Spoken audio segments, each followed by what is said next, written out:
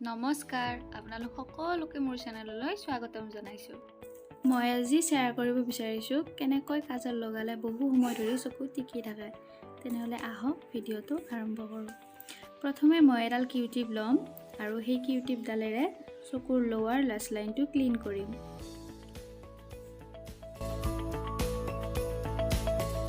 এতিয়া মই ব্যৱহাৰ কৰিম কাজল আৰু কাজলৰ কাৰণে মই ইয়াত ব্যৱহাৰ কৰিছো ELLE18 ৰ কাজল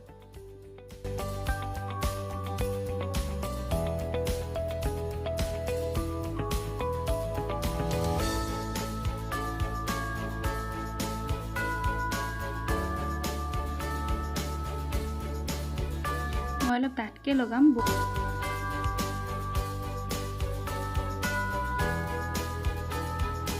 তাৰ পাছত মই কাজলৰ ওপৰত ফেস পাউডাৰ ব্যৱহাৰ কৰিম আপুনি যিকোনো ফেস পাউডাৰ ব্যৱহাৰ কৰিব পাৰে কম্পেকো হ'ব পাৰে এনেদৰে লগোৱা হোৱাৰ পাছত এক্সেস পাউডাৰখিনি মই ৰিমুভ কৰি দিম এতিয়া এক্সেস পাউডাৰখিনি ৰিমুভ কৰাৰ পাছত হয়তো আমাৰ কাজল লগাওতে বহু জাগাত কম বেছি পৰিমাণে লাগিব পাৰে এয়ে কাজল লগোৱাৰ তলত মই কনসিলাৰ ব্যৱহাৰ কৰিম সাইডটো ক্লিন কৰিবৰ কাৰণে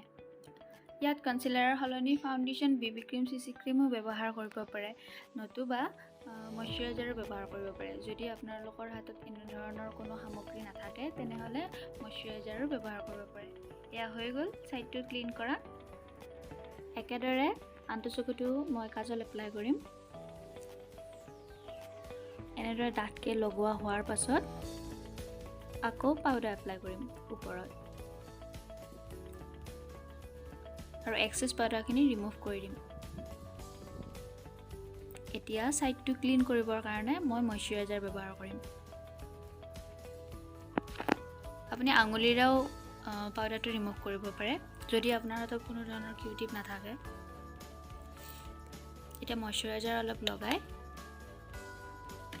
সাইডটো ক্লিন কৰিম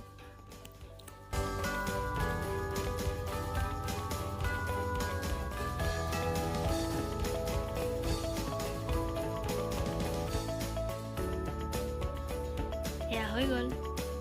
এনেদৰে কাজল লগালে গোটেই দিনটো চকুত টিকি থাকিব আৰু কেতিয়াও স্মাজ নহয়